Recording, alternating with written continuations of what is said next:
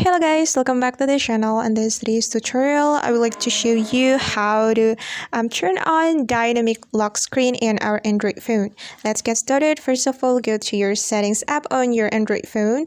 Then you gotta find wallpaper right here. Just click on it. Then you have to choose wallpaper surface right here. Then you can turn on the dynamic lock screen by clicking on this button like this, and click on apply.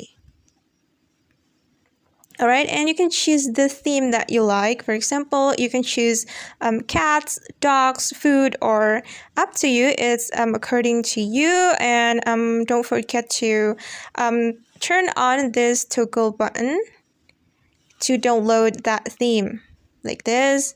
And you can download it by clicking on this download option. For example, I'm going to download Plants theme like this and wait for a moment until it's downloaded.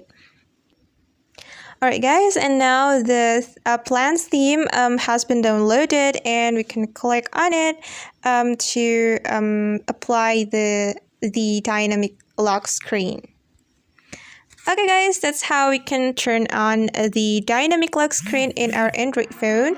I hope this video will be useful for you. Thank you so much for watching, and see you on the next video.